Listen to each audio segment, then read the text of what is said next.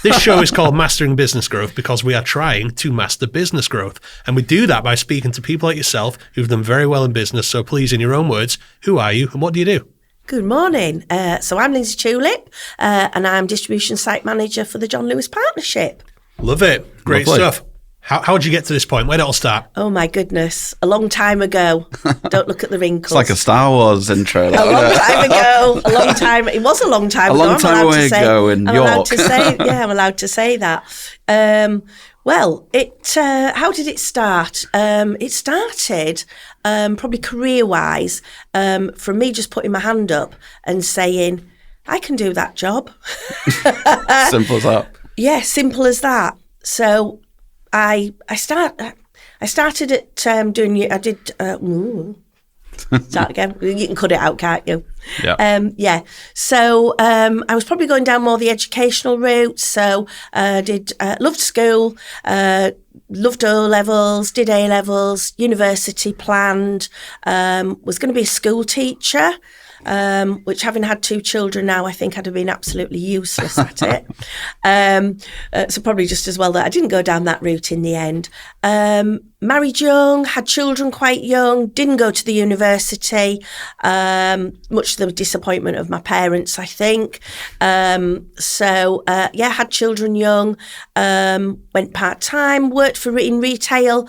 So I worked for the old electricity boards in those days. There'll only be certain people who'll remember electricity boards, but I worked for the North Eastern Electricity Board, which was great, and worked in sales, which I didn't like, but I was really good at.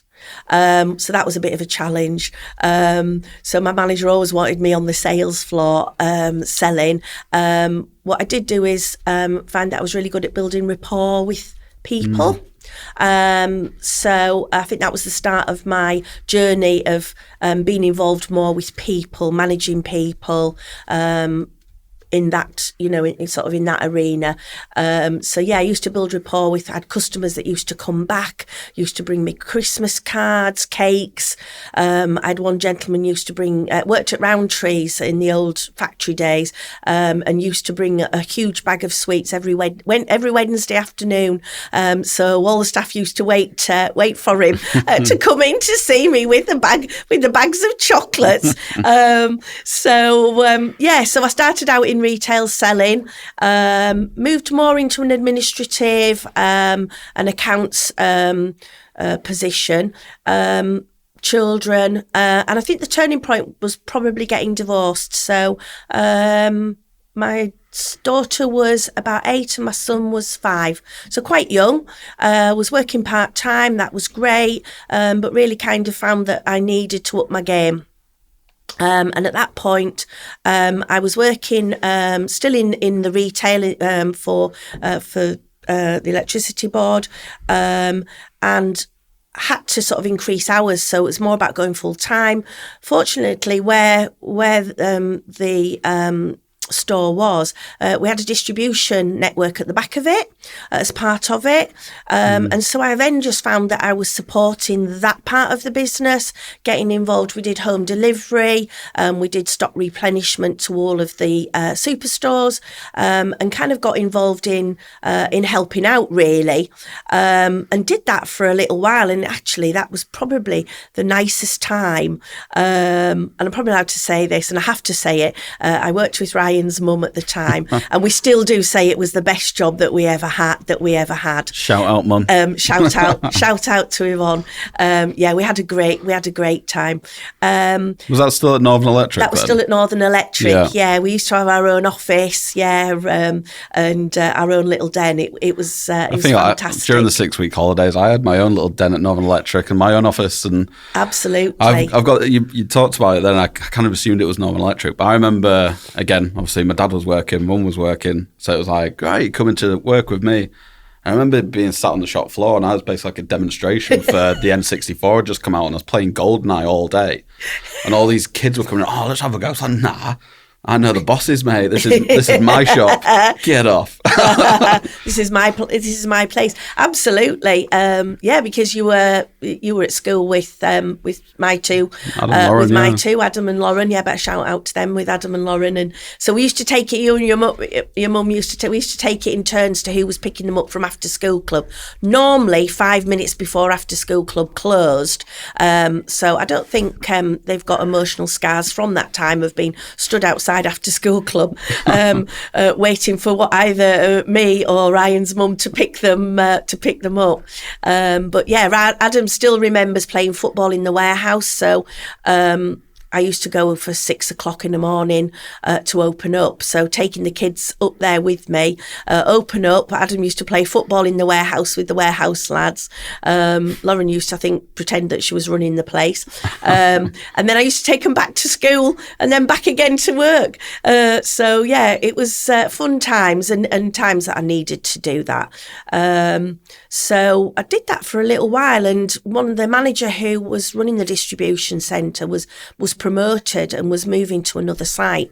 And our regional manager at the time, Nigel Park, who I can blame it all on, was, I suppose, ahead of his time in terms of seeing what people could do, I think, knowing their capabilities, not formally. And the conversation was around, we need to replace this manager, not sure how we're going to do that.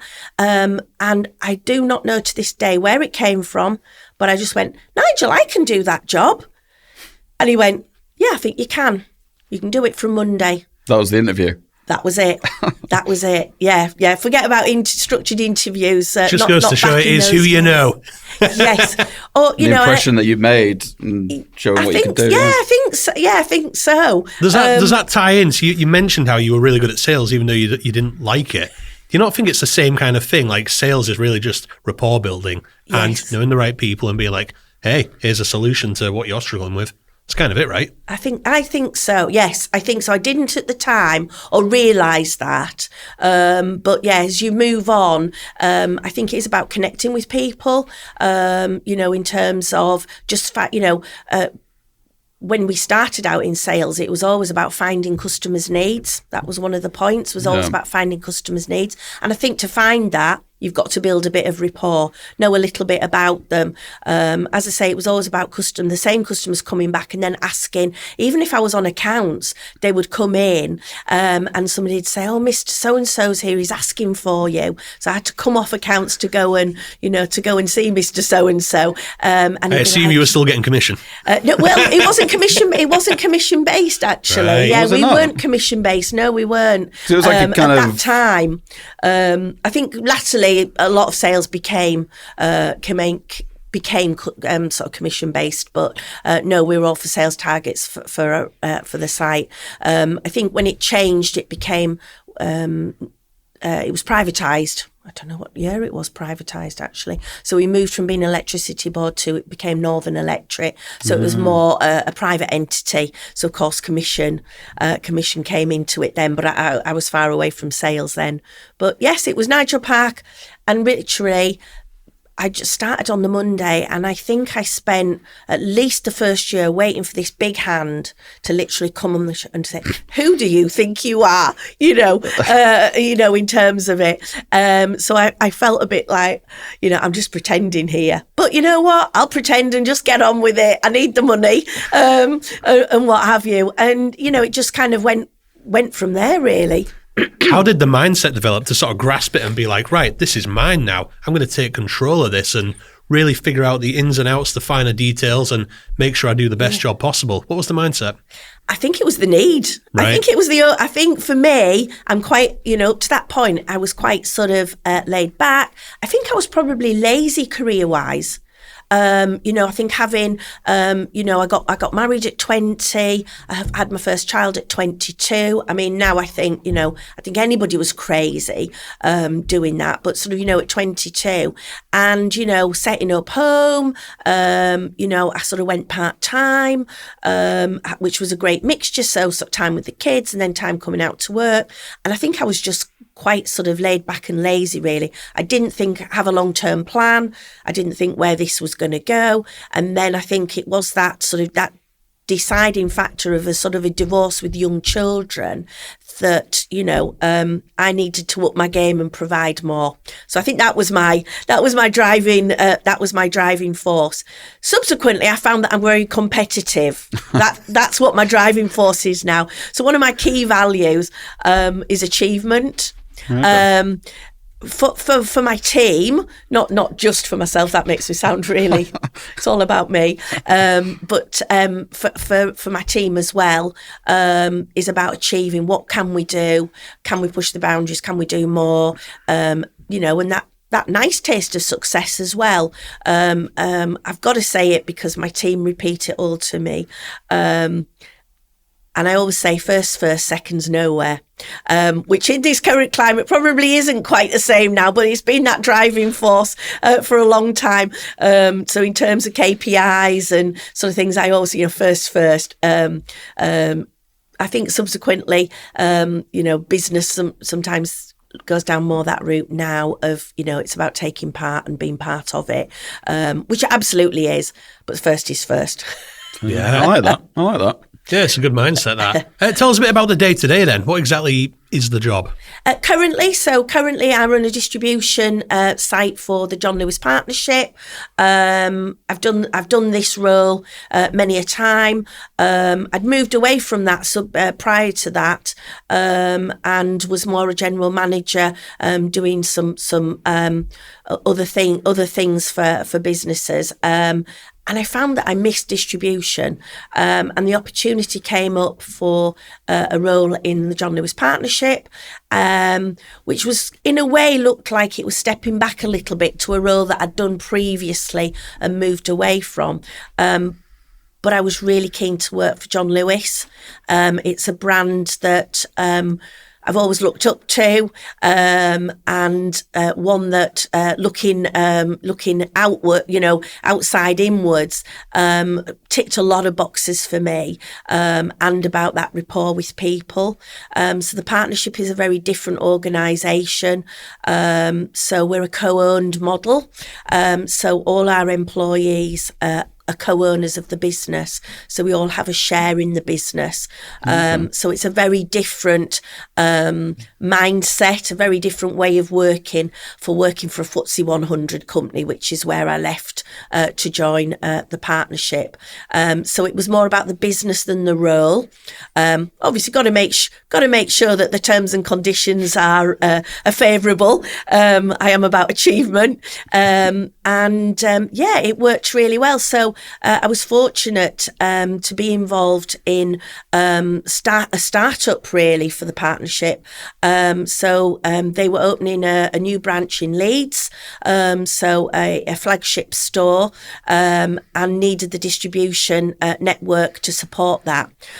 So I got very much involved in the location of our distribution site, and literally from digging the first hole in the ground before it was built was a special moment really, and not one that I'd done before. So it was great to be involved. So very much project managing the build, and creating a team. And I do remember sitting in the project group, asking about when we'd done this before as a partnership. So when did we open a new distribution site? Where was that? How did it go? Lessons learnt, that sort of thing, as you tend to ask in these project meetings. And they all sort of looked around, they scratched their heads, went, oh, we've never actually done that before. They'd moved sites, so they'd moved some old ones to new buildings, but they'd never actually created from the bottom up a distribution site brand new.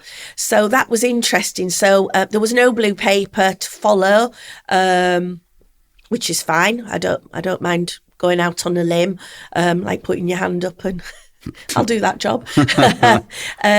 So it was really interesting to be able to start it. So fully employing, everybody in that site. So I was involved in all of the recruitment, starting with my own team and then working our way across all of the departments. So we opened up with sort of 99% not knowing the partnership, never having worked for the partnership, and not knowing the processes. So we spent a lot of time, we don't know what we don't know. That was our sort of mantra.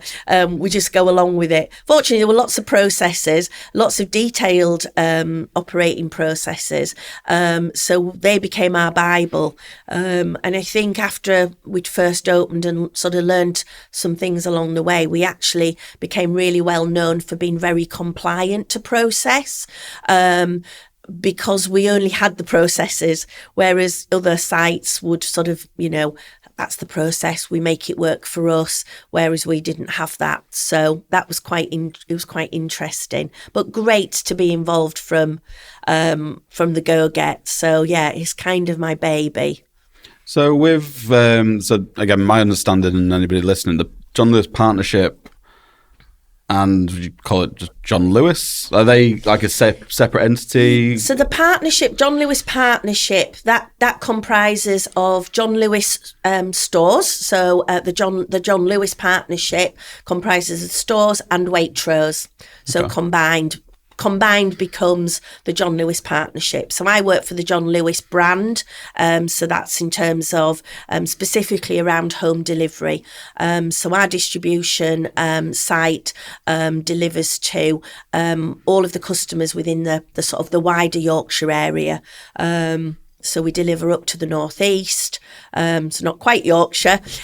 We deliver over the Pennines and then all the way down the coast to Hull and across into Derbyshire. So quite a large area of customers. So anything that you may buy that's a two-man, we call it two-person delivery.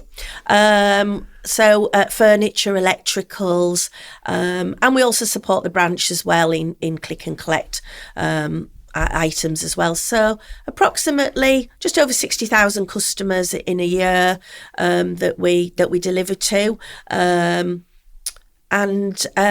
it's very different in delivery in the fact that we're home delivery.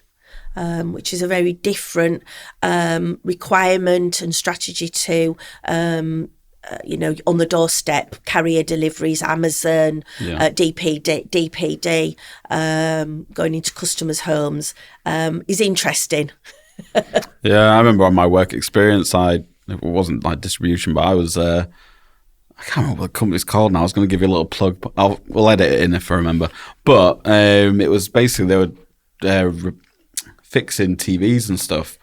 And basically the wires got crossed, and it was like the day before I started the work experience. It's like, oh, you're not, I think I was going to go to BMW at Clifton Moor, and I was like, loved cars, like always loved cars. I was like, sweet, going to go ride a load of cars for 2 weeks. And it's like, oh, you're going to this TV and laptop repair place. And I was like, but I'm not going to lie, I had the best time and learned lots of new words and things about life with these delivery drivers. And but yeah, going into people's houses was a roller coaster. Yes. Some people were so welcoming, and you think, oh, bringing your TV back, it's a good experience. Thanks for fixing it. Nice one. Put it over there. And people would go mental. You had people weirdly dressed, like trying to, like, and you're like, I'm like 15. Like, why are you not wearing clothes? To people being like, yeah, and then just like, you could just sense. Do you know what I mean? Yes, like, yes. Why have you got your shoes on in my house? Yeah, well, well, strange. But yeah, I can imagine it's... It is you see lots of different things. Is, and, we had that journey at the beginning, starting afresh. So a lot of our team came from delivering parcels or delivering, customer to, business to business. So you kind of, just pull up, you make your delivery, you move on to your next delivery. So customer home delivery was a whole new game for them and a whole new learning experience. And I tried to kind of position it with the team that you're going into somebody's kingdom. When you walk into a customer's home, that's their kingdom. That's their property. That's their safe space. Yeah. That's their world, and they're all different, but ultimately that is their place. A customer is very different who is purchasing something in a store or online, is very different. Their behaviours are very different to when you step over that threshold into their home. And it's not for everybody. And some have to learn along the way and get, sometimes hard lessons or where you've upset somebody. But also, you don't know what you're walking into. Yeah. And they can walk into vulnerable people, people that, can give them a cause for concern. Somebody, they can be delivering to somebody who has just had a bereavement. The whole gamut of relationships that happen, they can experience in just by walking into a customer's home to deliver their sofa. We have when we do some training, we talk as well about taking out old furniture, that we need to make sure that we give it some due care and attention. It's going to, it's end of life, but also, one of the experiences was an old sofa that was coming out of a property. They were having a new sofa delivered, but it was the last sofa that their late husband had sat on. It was part of, they were redecorating because, they'd had a bereavement. And, we've got to sort of show that, that connection as well to them and their situation. They start to tell you their story or the story of the item. And we need to, get that connection, not, I've only got 2 minutes to get this out onto my next delivery. It's a hard call, and they have a hard job to make sure that they can meet those needs, really. So it's always work in progress, and we get very different experiences. I did have somebody held hostage once. Wow. Not in the John Lewis partnership. But I did have somebody held hostage once, which was interesting. Wow. That's crap. Can you tell us about that? Yeah, yes. Please. I wasn't expecting you to say that. Please go on. No, and I wasn't quite sure when they were telling me, it's a code 10, Lindsay, it's a code 10. I'm going, code 10? What are they talking about, code 10? Then it went, code 10. Code 10 is a safety issue. Way back, not, as I said, not for the partnership, and I won't name the brand, but we were involved in repairing in-home items, and a customer was waiting for a repair of their washing machine, and had waited a while for this repair to take place. We turned up to make the repair, and the part that we'd been sent was the incorrect part, so they couldn't repair it with that part. So I think it was an emotional breakdown for that person who had about a week's worth of washing waiting, very excited to eventually have their repair, and of course we couldn't meet that expectation. So they were like, well, you're not leaving here until you repair my machine or you bring me a new machine, in those terms. So yes, that was a bit of a, as I say, code 10 that took me a few minutes to remember what code 10 was actually about. We did manage to resolve it amicably, to the point, obviously, for our team member, it was it was quite a roller coaster of emotions, I think. That kind of anger, and then a bit of a fear factor, because you're never quite sure where this is going to sort of go. To have been a bit resigned that actually their day wasn't going to go to plan, and they were going to have to spend a bit more time in it. The customer did make them a coffee, and we managed to get them a loan machine, which we also sent out so we could take theirs away for repair. So it did end amicably on all sides. But yeah, it just shows you don't know what you're going to get. Of course not. With stuff like that in mind, knowing it can happen from experience. And we're in a world now where it's very much equality, and you kind of push to, let's say, give women a job and like doing this and that. Do you ever find there's an internal, maybe even legal battle there where it's like, you're kind of safer sending big dudes in, because we've seen what can happen. Yeah, I mean, our delivery teams do tend to be male, but we've had some great females involved as well in terms of that, and I think they're better at the empathy. In general, I don't want to generalise too much because I have, great teams that have get great rapport with customers. Sometimes so much the fact that they're having a cup of tea at every house they deliver to, and then they ring in to say we're running about an hour late, but got great customer service scores around it. So or so it's you have like to balance. all my bourbons. It's just people trying to represent the brand, and that does make me think, because you mentioned yourself as soon as you came in, gave us a kiss and a hug. Oh, I work for John Lewis, and that was in the same thing, basically saying that's what we do. And you said yourself, I wanted to work for John Lewis. So what is the brand to you? And are these values that are projected on you, or did you just know this is what I think John Lewis is, so that's the way I behave? Absolutely. We're very people orientated because the people own the business. And we have a common purpose, which is about happier people, happier business, happier world. But the first part is happier people, and that's the people that work within the partnership, which is quite a value, quite a strategy to have, because you cannot make people happy all of the time. And so that has, that does have sort of different meanings to different people. But effectively it's through the worthwhile employment within the partnership. If you work in a business that provides you with worthwhile employment, that gives you a voice in that business because you're a co-owner, then it's a happier place to work. That's our strategy. That's first and foremost. And then from that, you obviously get a happier business. And we're very involved in Happier World, so very much around the environmental element of what we do, sustainability through both our brands. Particularly with Waitrose, we have our own farms and ethical farming, and our standards there. So it was about the people. And I am a people person.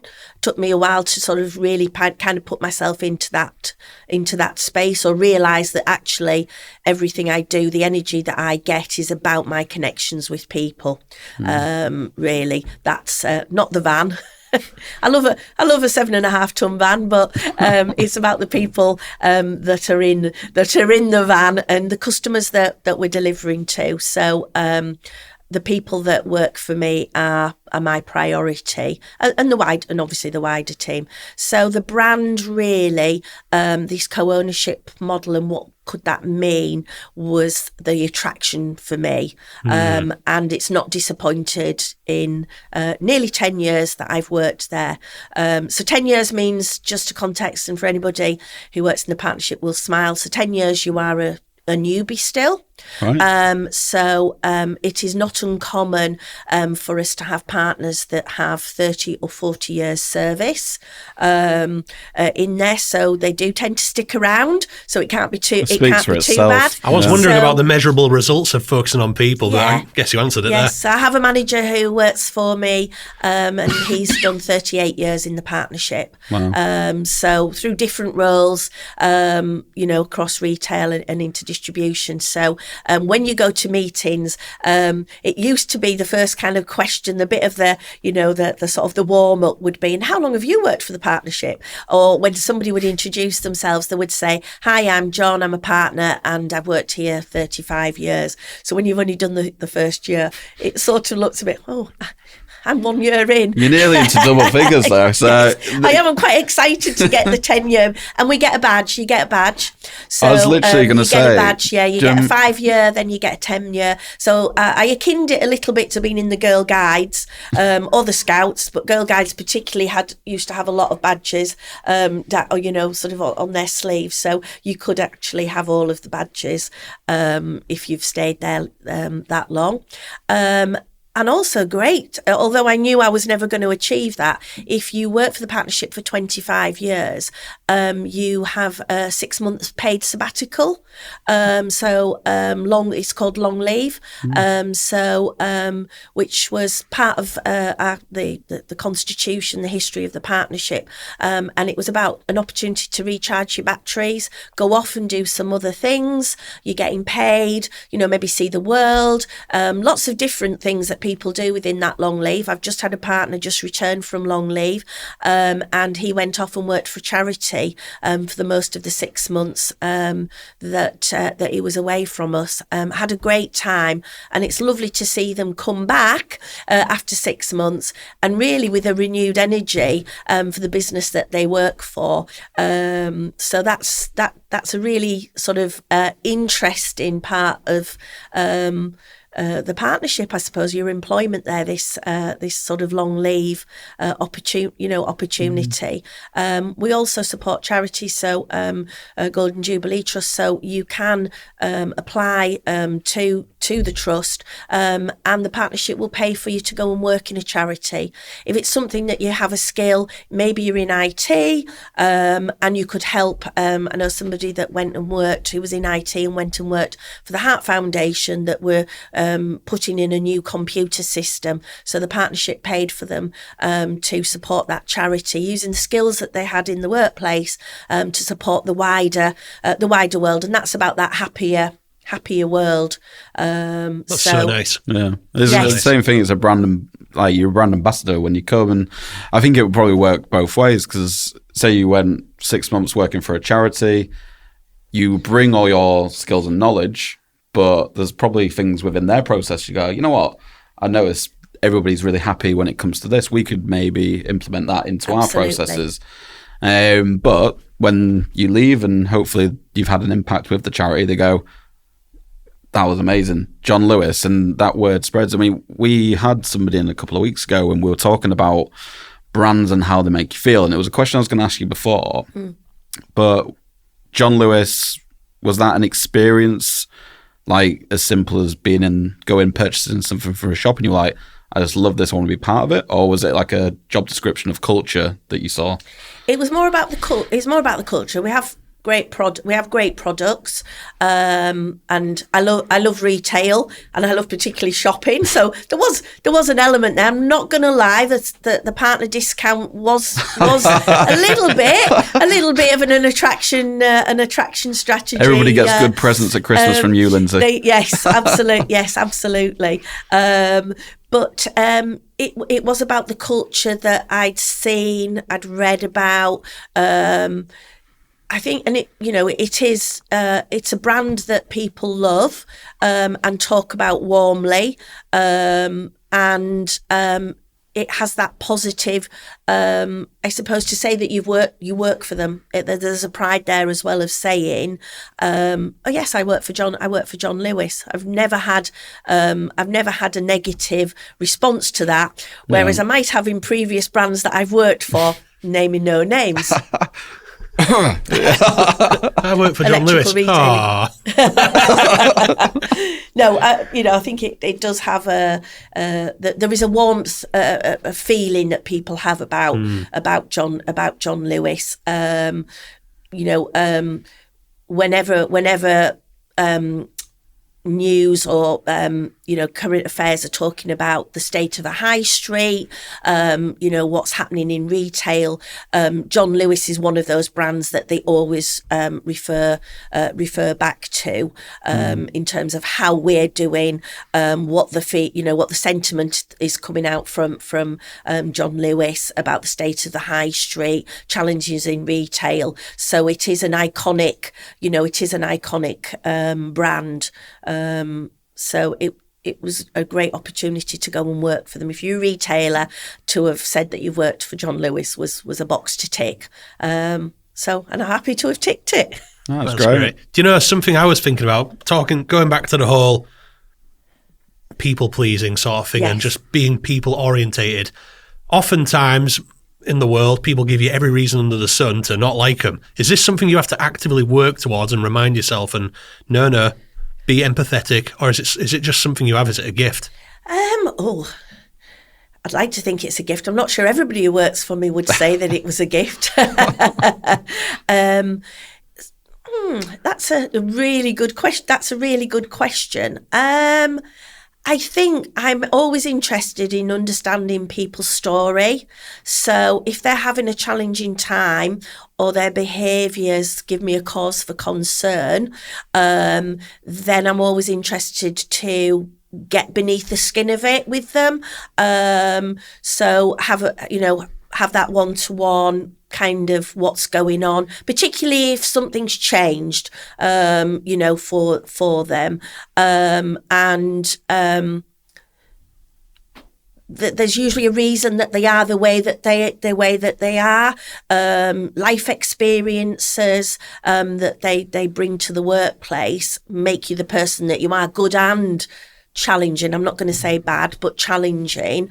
And also people's expectations of where they're working can change over time. They can be really happy to have got a job, maybe where they worked before they weren't happy. They come in with a great expectation, and for lots of reasons sometimes that expectation isn't met. It isn't what they expected. I think because we're a co-ownership, we also put a big emphasis on the people, and what we expect as an employer from them, because they co-own the business, can be quite a challenge for some people. I had somebody that we did a group of recruitment, so a number of people that we were recruiting. So we had an induction. It was about 10 people that we were inducting. And we very much start about the partnership, our history. So we go back to our so our starting life as the partnership, and what it means to be a partner. And somebody left in day one, they didn't come back after that. And when we spoke to them, they said, I just don't think it's for me. I'm used to working for an employer that very much will tell me, you will do this, you don't do that, this is what you do on this day, this is, and really wanted that framework. Whereas we're about, what do you think you should do as a co-owner? There's responsibility on you, which other businesses may not put on their employees. And it's not for everybody, but it was great that person recognised that it wasn't for them and chose not to be part of it. Sometimes that happens a little bit later, or people really grasp it, and then things happen in their life and they kind of lose a little bit of focus on that. So I'm always quite interested just to spend a bit of time to understand, what's going on for them, what can we do to help them. Sometimes that isn't going to be something that we can work on together, that we can. And other times it is. And there's nothing greater when that happens with people, or you develop people, they start out in one role, and you see them graduate through different roles, and then they're a manager. One of my current managers, started out as a customer delivery partner, worked up to sort of be a lead, and now is a successful manager in the organisation, and that's great to see that happen, or people to go off to do other roles within the partnership, is success really. But yeah, it's always challenging. I say that with my managers, there's nothing more challenging in job roles than managing people. That's it. With the most unpredictable aspect, you can systemize, you can come up with formulas, processes, but AI, great tools and opportunities. We're having some great fun at the moment with AI tools that have just launched in the partnership. So Gemini's just launched this last week. So I've had some really fantastic emails. I've been so impressed with the emails that I've received from my team. Poems. I had a lovely poem. So yeah, we're having great fun at the moment. I'm not sure about productivity of my team. Why is my delivery late? Oh, yes. Well, here's a poem, sir. Yes, but we're having great fun. Just learning and then understanding when we use it and the barriers and when not to use it. But yes, we're only a couple of days in. But yeah, I've had some great emails. But yeah, AI supports us and will continue to develop. But people are people, and bring very very different requirements that they have, and generations. Obviously different generations have different expectations, so that's interesting to be part of as well, even as I'm getting older and more cynical. Of course. That's interesting. I mean, one of the things I wanted to, everything you've mentioned then was really interesting. Is one of the first things he said right at the start about that you started in sales and it was about relationship building. Everything within the John Lewis partnership sounds quite, and obviously it's a household name and there's, all the processes and all that, and you run a business, but it seems like there's I want to use the word like kind of family feel to it from what you're explaining. It feels like there's a lot of support mechanisms. Yes. Everybody's on everybody's side, and if it's not right, people quickly will like, yeah, we'll get out of this. But if it's for you, it works. But for what you said, it was about you didn't like sales, but you were building relationships, and you built a relationship and sold yourself to your manager that gave you the opportunity in distribution. It feels like the people that go in to do deliveries, they're selling. And sales is a funny word that sometimes people don't like to be associated with, or people think salespeople are evil or whatever. But everybody's selling all the time.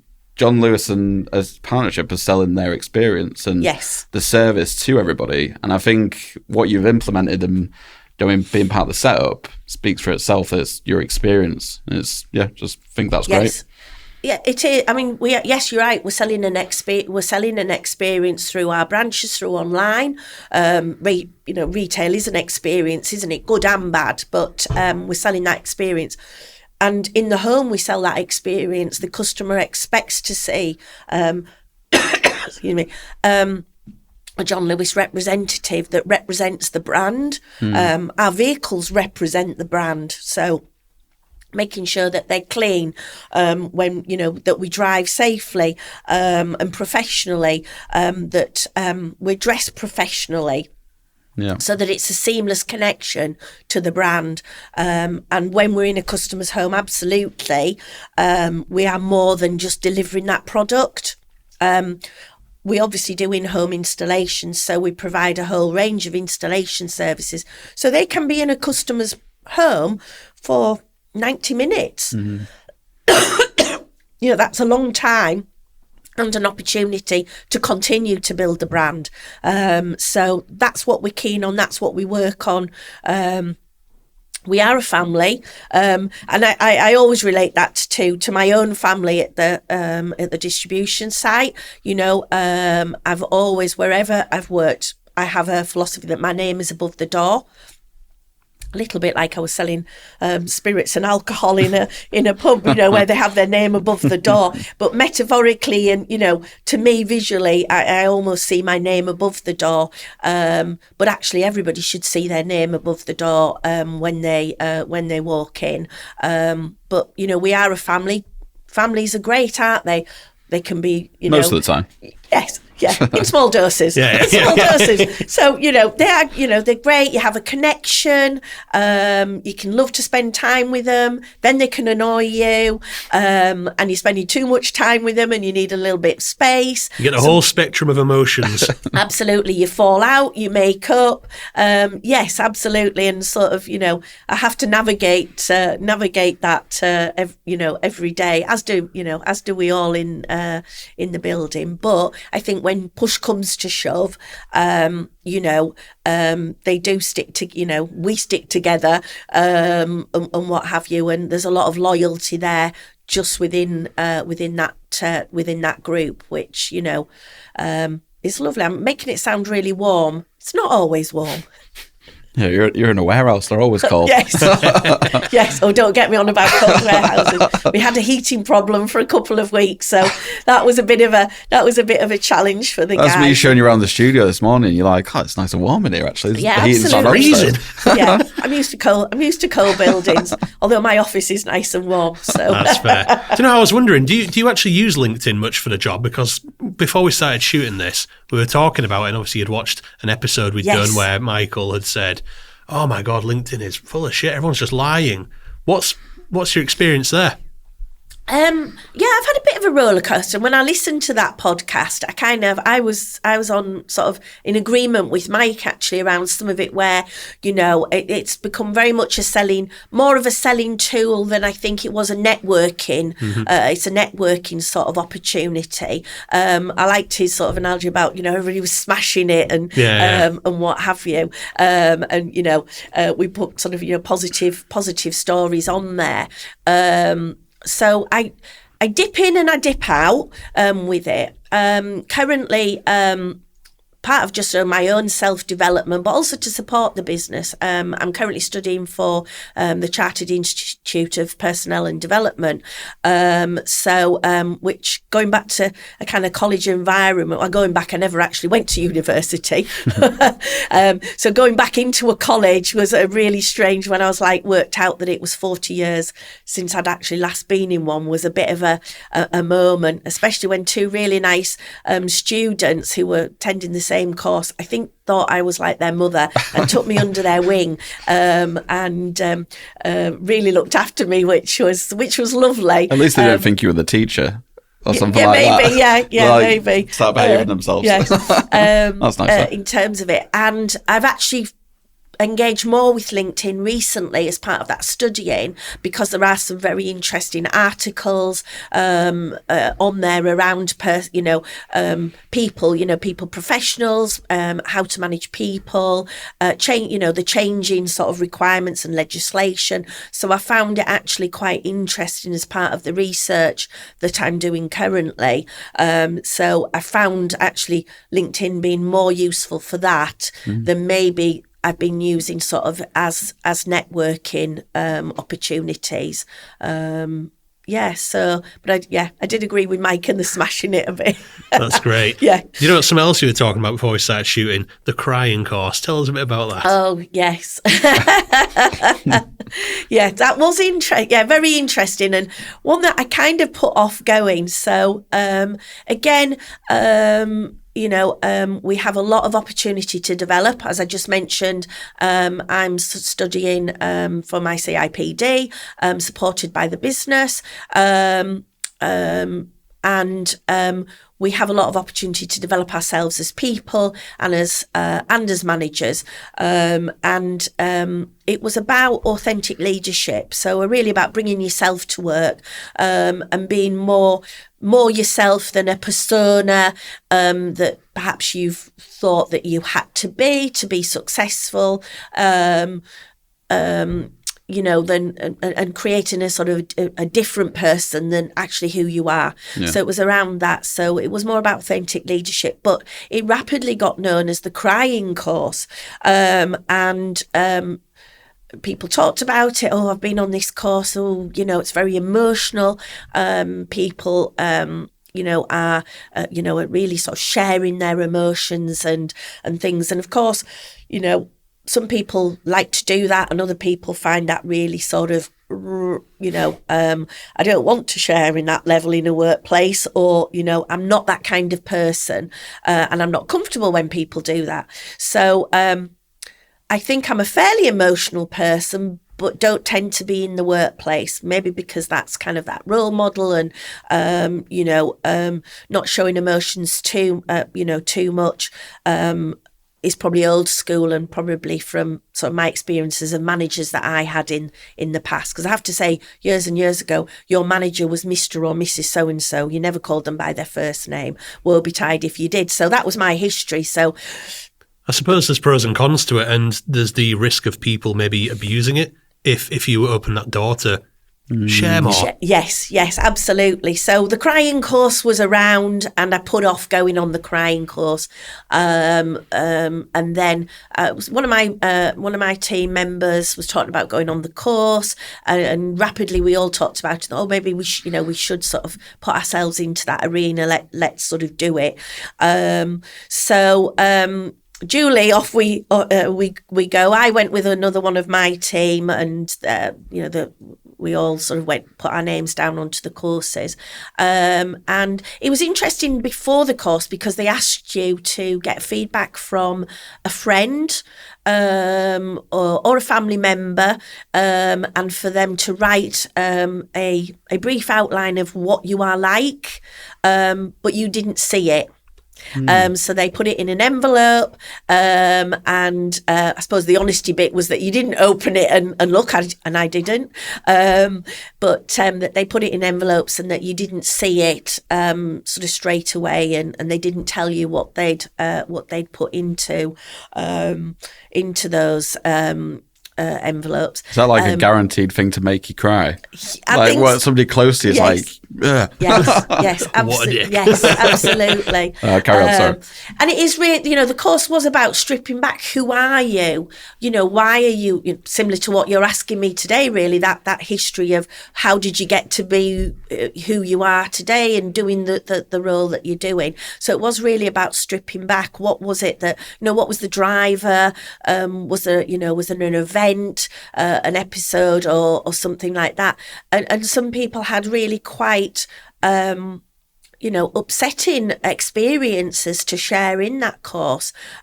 So being bullied through school, being in care, being adopted, living in poverty, all sorts of real life events that are quite upsetting to read. But when it's the person who's experienced it talking in a group, and they visibly get upset as they're talking, it does get you a little bit.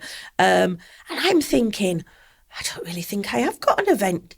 I haven't got an event to talk about, and it's that moment of, gosh, do I get creative? Do I get creative? Do I, imagine something that's happened, or embellish something? But then when it comes to your turn, and similar to this, where you're asking sort of those probing questions, the facilitator sort of probes a little bit, and it does take you back and realise. And I realised that for me it was getting divorced. That was a real life changer for me, which obviously it is for a lot of reasons. It didn't make me cry, I was glad to say, but it was a really good point of reflecting on actually, where you've come from, what you've done, a little bit of celebrating actually, that was quite a frightening time. You're on your own, how you build up from that, not as sort of emotional stories as some others had, but somebody was on that course that I'd sort of had times where I'd sort of bumped into them, or they'd come to use one of the office spaces, and I hadn't really sort of connected with that person, or thought they, here they come again, and they interrupted the flow, and we had to sort them out and things like that. And then they sort of wanted to sort of connect with you, and you're sort of busy, and that kind of scenario. And they happened to be on the same course, and shared a lot of their story, which I found quite touching, and kind of understood then how they were, why they were like they were, because of their sort of story. So I kind of reached out at the end of that to say, when you come next time, come and have a coffee. Let's have a coffee. Let's have a sit down, and a catch up. And I, that empathy, I sort of felt more for that person than I had before, which was, and actually it turned out to be a really positive relationship. And I was able to support from a work perspective, and also they had some challenges at home.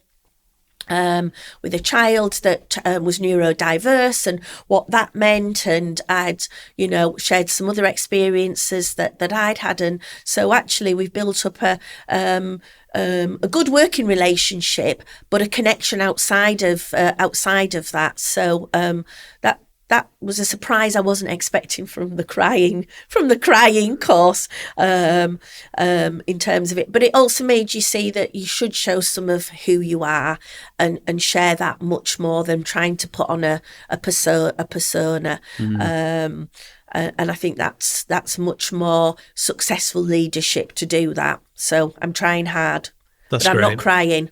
Yeah, that's great. Well, I do want to bring this to a close in a minute. So there's one more thing I want to ask you about. Maintaining such a go-getter attitude, how do you do that? And what advice would you give to anyone trying to stay positive, keep doing the right thing when things get tough? Yes. Have your goal.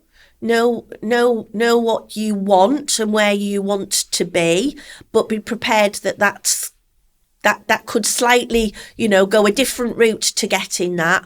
I think understanding what your values are as well is really key. So what are my values? And making sure that what you're doing in your career, be it working on your own, be it working for an organisation, that you're aligned to those values. I think that makes a successful career. If you're aligned, your values are aligned to the people that employ you or that you work alongside, in terms of if you're working for your own business and you've got your clients, that you can connect in that way. Maybe not match, it's a bit like it's a bit sort of like matchmaking, isn't it? Connecting with people's values, or that they're very similar to you.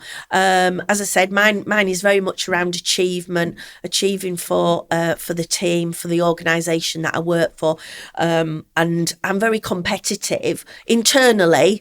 I don't mean that I chop people's knees off to be a success, but internally I'm quite competitive even with myself, and I have been in my career. I think when opportunities have come up, something that was bigger, I had an opportunity to work in Manchester in a site years ago it was the biggest in the network, and I wanted it.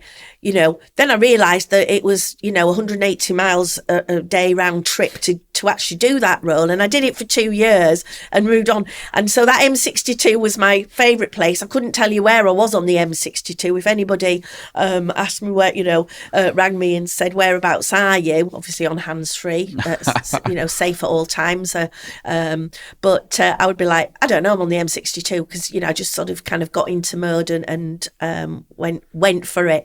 But again, it was that internal competition. Nobody was making me competitive, but I just wanted to do that. So yes, I think it's about your values. Your values and goals, which I know are probably sort of a bit, my values and goals. But I think if you know them and you actively support them and have them in your mind, then I think you will succeed wherever that might not be where you thought you were going to, in terms of it. But absolutely, people give me my energy. That the whole, good, bad, ugly, indifferent, that whole thing with people does give me my energy. I have to say, and that's why I never shut up, as my team will say. That's brilliant. Great. I tell you what, we'll call it there. Thank you so much. It's been great. Really enjoyed that. We learned a lot. Thank you. Good. Thank you very much for your time. I've loved it.